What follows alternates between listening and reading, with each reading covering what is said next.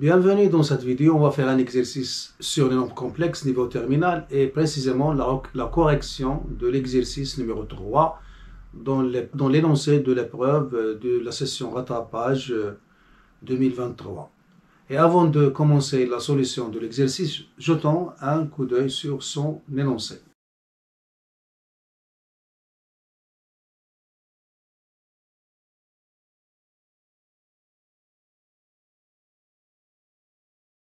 Alors, après avoir jeté un coup d'œil sur l'énoncé de l'exercice, commençons sa résolution. Alors, on commence par la question petit a dans la première question. Alors, il nous donne un nombre complexe a, petit a, qui est égal à la racine de 3 sur 2 plus 3 demi i. Il nous demande de montrer que a est égal à racine de 3 facteur de cosinus pi sur 3 plus i sinus pi sur 3. C'est-à-dire, il nous demande de déterminer l'écriture trigonométrique de petit a. Alors, directement, puisque c'est une question simple, donc on a a qui est égal à racine de 3 sur 2 plus 3 demi i. Donc, pas la peine de trouver le module. C'est une méthode juste, mais directement. Donc là, on revient aux valeurs particulières des cosinus et des sinus. Hein. Donc, on a racine de 3 sur 2, et là, on a 3 demi, donc on factorise par racine de 3, puisqu'on a racine de 3 là, donc racine de 3.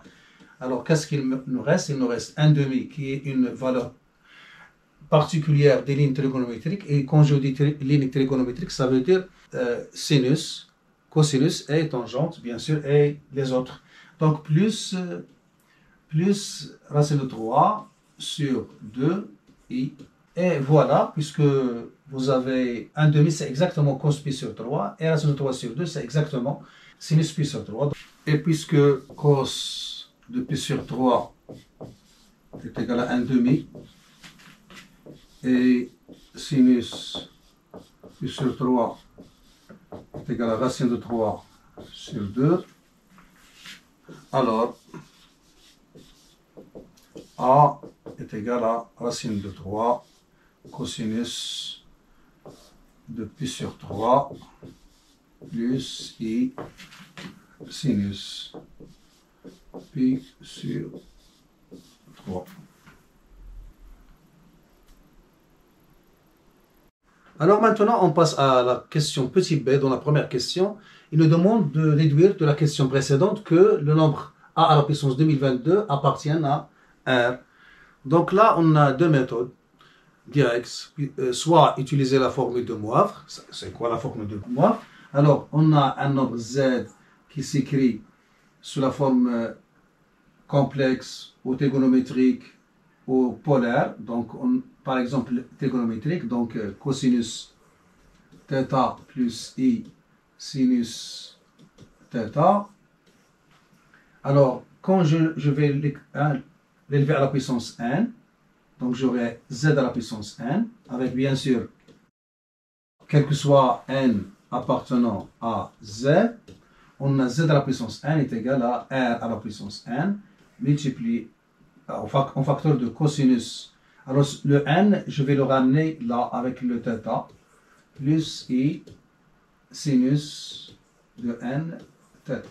Donc la formule de Moivre, il faut la maîtriser pour l'utiliser. Alors on va appliquer ça. Donc on a a est égal à racine de 3 cosinus pi sur 3 plus i sinus pi sur 3. Bien sûr, on peut utiliser l'écriture complexe. Donc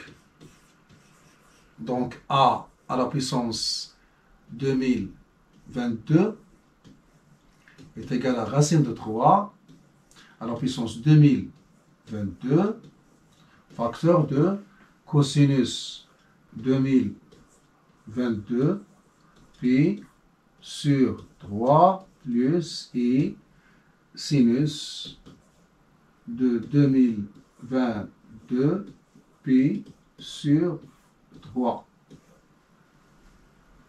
Voilà, et là, la somme des chiffres de 2022 est 6, donc il est divisé par 3, donc ce nombre est divisible par 3, donc je peux écrire, donc ça c'est 3 à la puissance 1 demi Et là, j'ai donc c'est 3 à la puissance, donc je divise ça par 2, donc ça me donne 1, 1011, 3 à la puissance de 1011. Là, c'est cosinus, alors soit vous le faites avec la calculatrice, soit vous le faites avec la main. Donc 20, donc ça donne 6, 22, donc ça donne 7, il me reste 1, donc 12, ça fait 4 pi plus i sinus, la même chose, 674 pi. Et là, puisque 674 est congru, alors puisque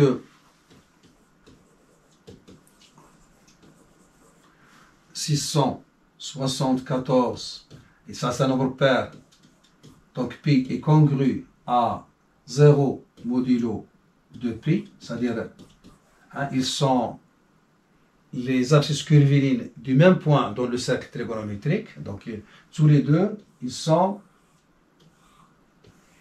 là. Alors, on peut dire que cosinus de 674 pi est égal à 1 et sinus de 674 pi est égal à 0. Alors, par suite, a à la puissance 2022, là c'est 1 et là c'est 0, donc il reste 3 à la puissance 1011 de haut. Je peux dire que a à la puissance 2022 est un nombre réel, c'est-à-dire il appartient à 1.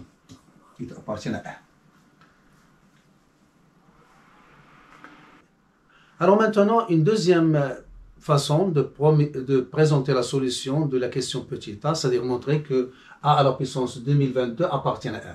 Alors, au lieu de travailler avec la formule de Moivre, on peut travailler avec les arguments. Alors là, l'élève, il doit maîtriser les arguments particuliers. Que signifie ça? Alors, on a le repère dans le nombre le plus complexe.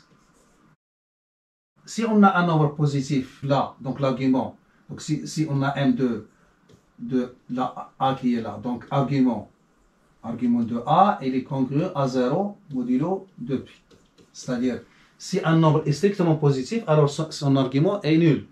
Mais si on a un nombre là, n, petit b, alors b est négatif, donc l'argument de petit b est congru à pi modulo 2pi. Ou bien moins pi.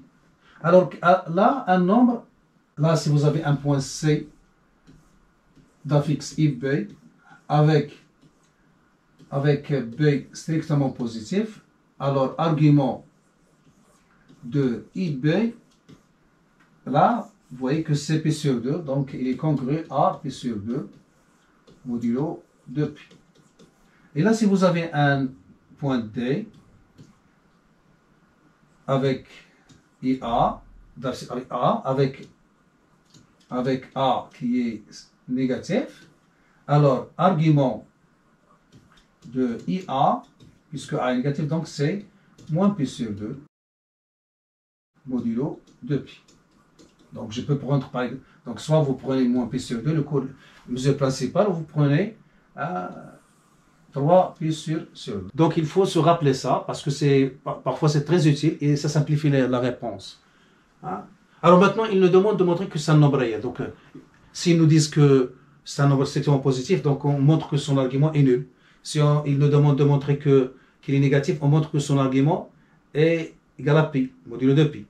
Mais si il ne mentionne pas le cycle, comme 2 cas, donc il suffit de montrer que son argument de A à la puissance 2022 est congru à 0 modulo pi.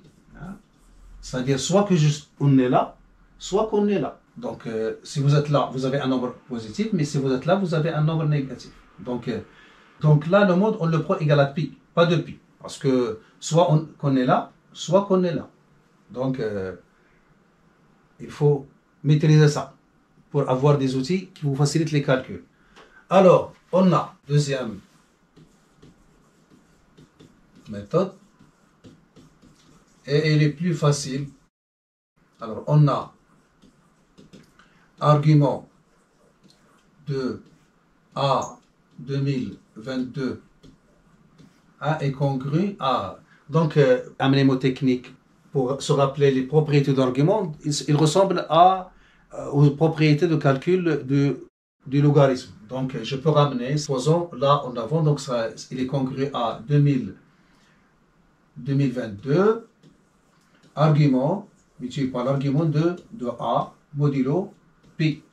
Puisqu'ils disent il appartient à R, ils n'ont pas mentionné le signe, donc je fais pi. Donc, est congru à quoi? Donc, 2022 multiplié par pi sur 3.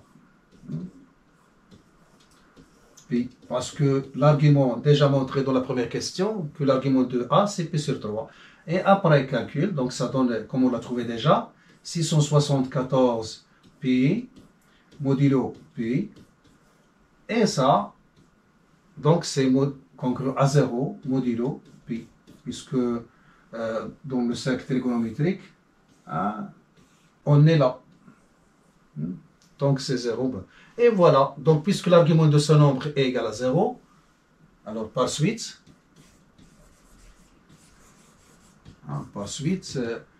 A à la puissance 2022 est un nombre réel, il appartient à 1.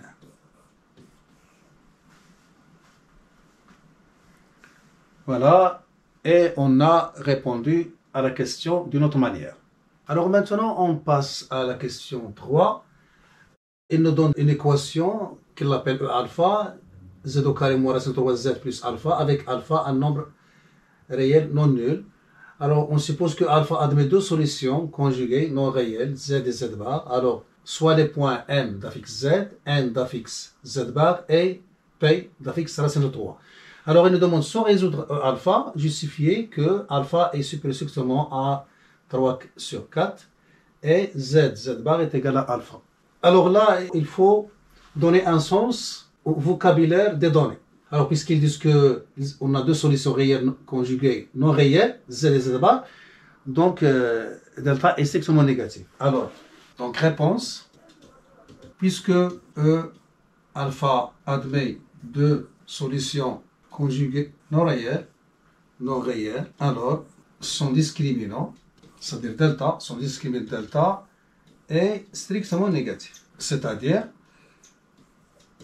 alors, on sait que delta c'est b au carré moins 4ac, c'est-à-dire moins racine de 3 au carré moins 4 fois 1 fois alpha est strictement négatif. Alors, par suite,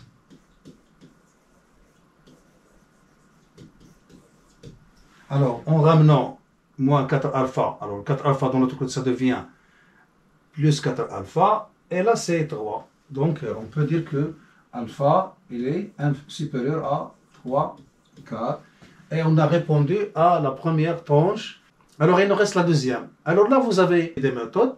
La première, si vous maîtrisez la relation entre les coefficients d'un polynôme de deuxième degré et ses racines, alors ce que vous avez vu en tronc commun, vous l'avez mentionné en terminale. Qu'est-ce que ça veut dire ça? Alors si vous avez un polynôme z au carré plus b z plus c, a z au carré plus.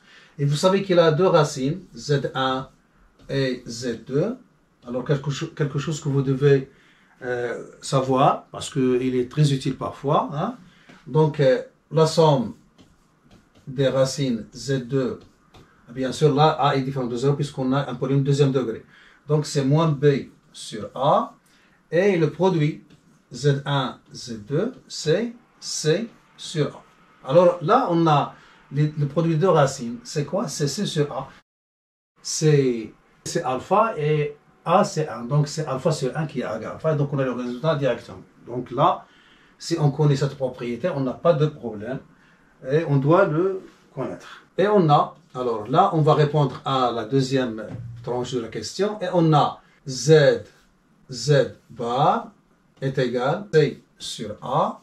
Alors comme c égale à alpha et a égale à 1, alors z z bar égale à alpha sur 1 qui est égal à alpha. Donc on a répondu à la deuxième question. Là, on fait une remarque. Alors, supposons que vous avez oublié la propriété. Alors, qu'est-ce qu'on va faire? Il faut réfléchir. Alors là, vous avez... Alors, considérons le polynôme. Le polynôme... Alors là, il y a un problème de notation parce qu'il vous donne l'équation avec des z et il vous donne les solutions avec des z. Donc là, moi, j'aurais préféré qu'il vous donne l'équation avec grand Z, par exemple, et les solutions avec petit z, pour que l'élève ne confonde pas les variables. Donc là, considère le polynôme, ou bien je vais changer, u au carré moins racine de 3 u plus alpha, qui a pour racine, maintenant, qui a pour racine z et z bar. D'où, d'après la propriété de la factorisation d'un polynôme deuxième degré qui a deux racines, donc on peut écrire que u au carré moins racine de 3u plus alpha est égal à quoi? Donc est égal à a, qui est égal à 1, u moins z multiplié par u moins z bar. Alors qui est égal à u fois u, donc ça donne u au carré. Donc un calcul fait, donc moins u fois moins z bar et u fois moins z, donc ça donne moins z plus z bar entre parenthèses u plus z bar. Voilà, et donc d'après l'unicité des coefficients d'un polynôme, donc je peux dire que z bar est égal à alpha. Et z plus z bar et moins z plus z bar est égal à moins à racine de 3. Donc je peux en tirer que z bar est égal à alpha. Voilà, j'ai répondu à la question. Et je peux aussi avoir moins z plus z bar est égal à moins racine de 3. Donc je peux dire que z plus z bar égale à racine de 3. La formule dont j'ai besoin pour faire la question suivante. Voilà, donc c'est une méthode qu'il faut connaître parce que si on oublie la propriété, donc on revient à sa démonstration qu'on vous avait déjà vue avant. Alors maintenant, on arrive à la question 3 petit b. Il nous demande de montrer une égalité. Le module de z, qui est la solution de l'équation, égale le module de z moins racine de 3. Alors là, les élèves qui ont maîtrisé les complexes, qui ont bien travaillé, vont constater qu'ils veulent vous tester sur la définition d'une médiatrice. Dans ce cas, c'est, puisque vous avez z moins 0, z moins racine de 3, alors c'est la médiatrice du segment OP. C'est le sujet de la question suivante. Alors là, vous avez plusieurs méthodes pour le montrer. Soit que, comme je l'ai déjà dit, vous connaissez la propriété de la relation entre les coefficients et les racines et vous l'appliquez directement, ce qu'on a fait déjà. Alors, première méthode, on sait que z plus z bar, c'est-à-dire la somme des solutions, est égale à moins b sur a. C'est-à-dire,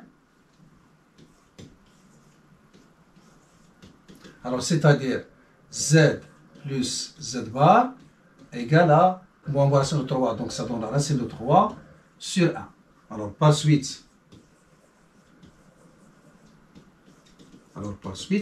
pour arriver à z moins 3, donc je vais transférer le z de l'autre côté, donc j'aurai z bar est égal à racine de 3 moins z. Donc je passe au module, donc module de z bar est égal à module de racine de 3 moins z. Voilà, alors puisque module de z bar est égal à module de z et module de racine de 3 moins z est égal à module de z moins racine de 3, alors je peux dire que module de z est égal à module de z moins racine de 3. Et voilà, on a répondu à la question avec la propriété qu'il faut connaître.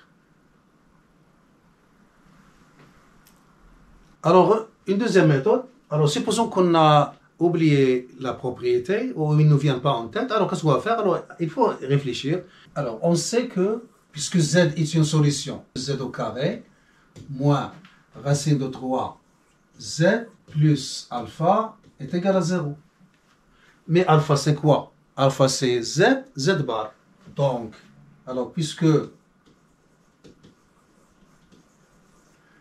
alpha est égal à z, z bar, alors, on aura z au carré moins racine de 3 z plus z, z bar égale à 0. Et vous savez que z est différent de 0 puisque 0 n'est pas solution. 0 n'est pas solution puisque si vous remplacez z par 0, on aura alpha qui est donné comme un nombre non nul, un nombre réel non nul. Donc qu'est-ce qu'on a alors par suite? Alors puisque comme z est différent de 0, alors je peux simplifier par z, donc j'aurai z moins racine de 3 plus z, z bar est égal à 0. D'où j'aurai moins z bar est égal, donc je vais ramener z bar de l'autre côté, c'est moins z bar est égal à z moins racine de 3. Par suite, je passe au module. Alors par suite, module de moins z bar égale module de z moins racine de 3. Et puisque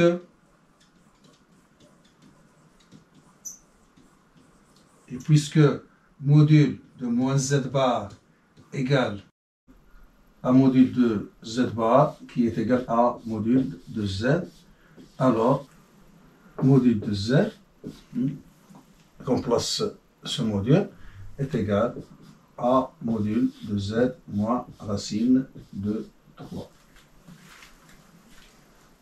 Toujours dans la même voie, alors si on a oublié la propriété, alors comment on peut faire? Alors on va procéder par un raisonnement par équivalence. Donc qu'est-ce qu'on a? Alors réponse. Alors on a z au module égale z, module de z moins racine de 3. Alors on sait là que si on est dans R, alors on sait que le module, il prolonge la notion de valeur absolue de R à C. Alors, si on est dans R, alors si j'ai la valeur absolue de X, alors si je veux me débarrasser des barres, donc je vais élever au carré, donc ça donne X au carré. Pourquoi? Parce que en réalité c'est X bar, puisque X bar est égal à X. Donc j'ai X au carré. Mais en général, quand j'ai le module de Z, je veux me débarrasser des barrières. Qu'est-ce que je vais faire? Donc je vais élever au carré. Et ça donne Z, Z bar.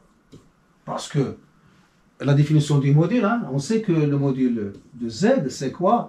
Soit vous avez une écriture algébrique et c'est racine de x au carré qui est la partie réelle au carré, plus y au carré qui est la partie imaginaire au carré. Ça, si vous avez une écriture complète. Mais en général, c'est quoi? C'est racine, parce que ça, c'est le module. Donc, c'est racine de Z, Z bar.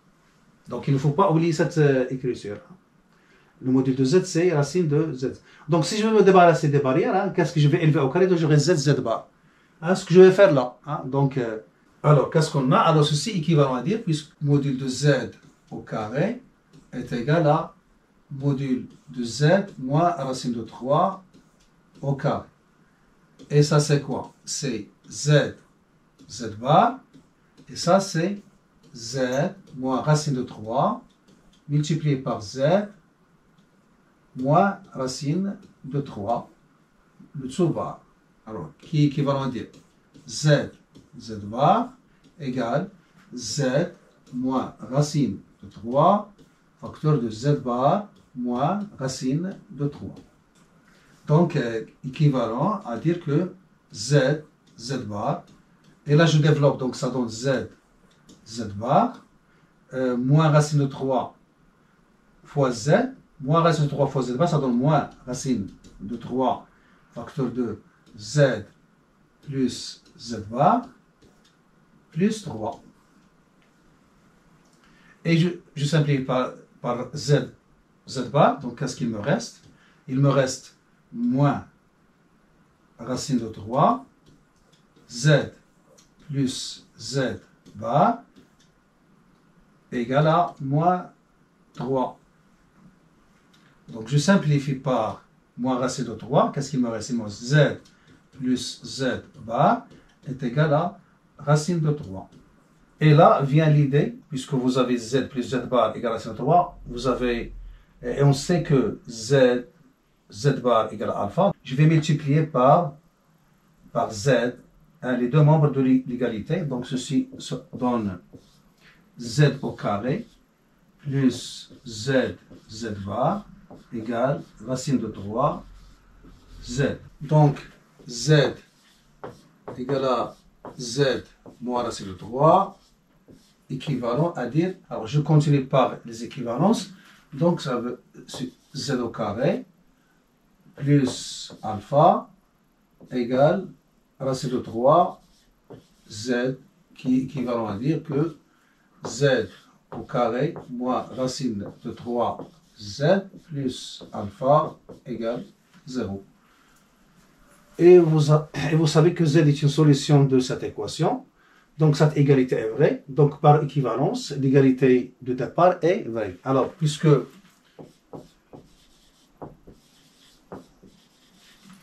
z au carré moins racine de 3 z plus alpha égale à 0 est vrai,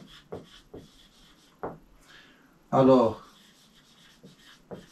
d'après le raisonnement par équivalence, z égale à z moins racine de 3.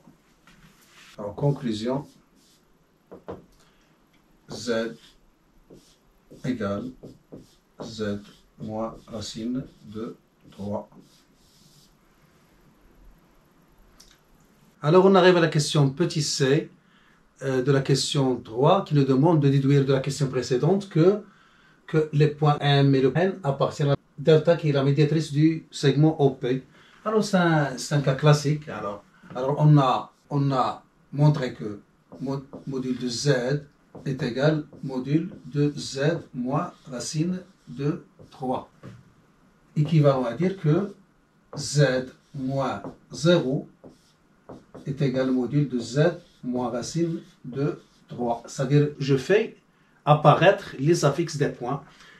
Et ça, je peux le traduire avec les points. Donc, c'est OM est égal à PM. Et qu'est-ce que veut dire ça? Hein? Donc, équivalent à dire que M appartient à la médiatrice du segment OP. Et pour N, qui a pour affixe Z bar, alors là, une remarque, hein, en général, quand on a une propriété pour Z avec un module, donc je peux la transférer, hein, à Z bar, hein, parce que, par exemple, hein, supposons par exemple que j'ai Z au carré moins 3Z à la puissance au cube plus 4 sur 2Z à la puissance 5 moins 3Z au carré en module, par exemple, est égal à 4. Alors, cette propriété, je peux la transférer à Z bar parce que, comme je dis toujours, hein, le conjugué il est gentil. Je peux le diviser comme je veux, soit en somme, soit en produit, soit en fraction. Donc, je peux faire comme ça, donc par, et je vais partager. Donc, c'est Z bar au carré, 3 qui va donner 3, et Z bar, et 4 bar qui va donner 4. Là, 2 bar, ça donne 2. Et là, c'est Z bar. Et là, c'est 3 bar qui est 3. Et là, c'est Z bar. Donc, vous voyez que hein, ce qui marche pour Z, il est valable aussi pour Z bar. Alors, on va utiliser cette technique pour montrer aussi que pour N, qui a d'affixe Z bar, appartient à la médiatrice. Alors, de même, Z égale à Z moins racine de 3, équivalent à dire que donc, le module de Z est égal, le module de Z est égal à module de Z moins racine de 3, le tout bar, ce qui veut dire que module de Z bar est égal à module de Z bar moins racine de 3 bar qui est égal à racine de 3 puisqu'il est réel. Ça veut dire que z bar moins 0 est égal à z bar moins racine de 3. Et ça veut dire ON égale PN. Et je continue là. Donc, équivalent sur équivalent, N appartient à médiatrice de OP, le segment.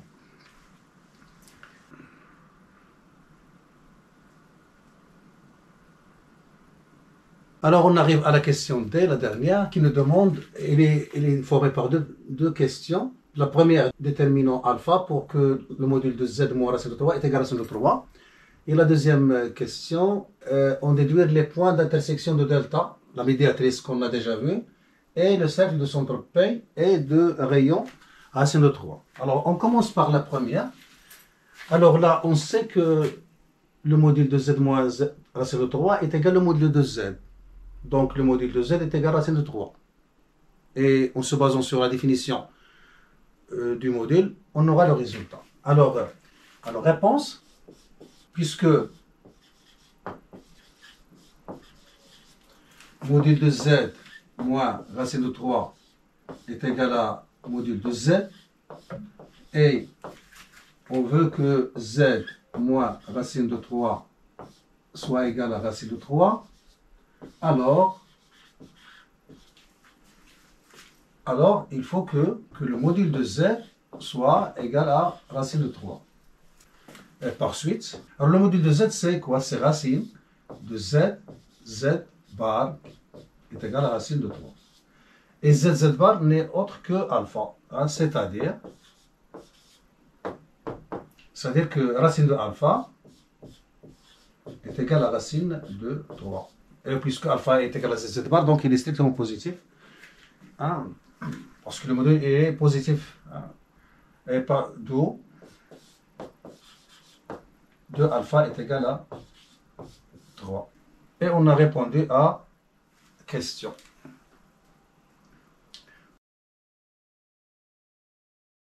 Alors on passe à la deuxième question qui nous demande de déduire les points d'intersection de delta, la médiatrice, et le cercle C de centre P et de rayon racine de 3, bien sûr dans le cas où alpha égale à 3.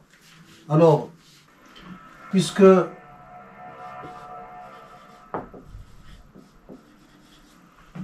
alpha égale à 3 et z bar égale à 3, donc on peut dire que module de Z au carré est égal à 3, donc module de Z est égal à racine de 3. Alors comme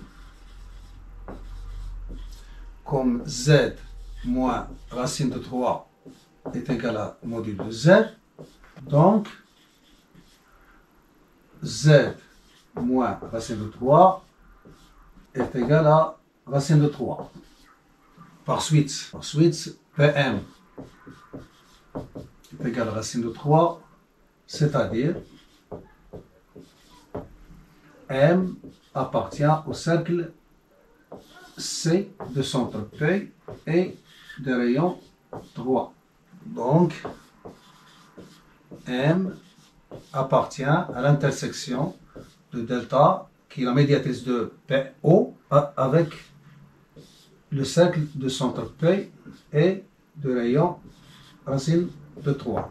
Et puisque module de Z bar moins racine de 3 est égal à module de Z moins racine de 3, puisqu'on passe au conjugué, alors module de Z bar moins racine de 3 égale à racine de 3. Par suite, puisque Z bar est l'affixe de n, alors P n est égal à racine de 3. C'est-à-dire n appartient à C, le cercle de centre P, et le rayon racine de 3. Et puisque déjà m et n sont dans la médiatrice, Et comme M, et N appartiennent à delta, alors delta et C de centre P et de racine de delta se coupent en M et N, d'où delta inter C, le cercle de centre P et de rayon 1 est égal à la paire M, N.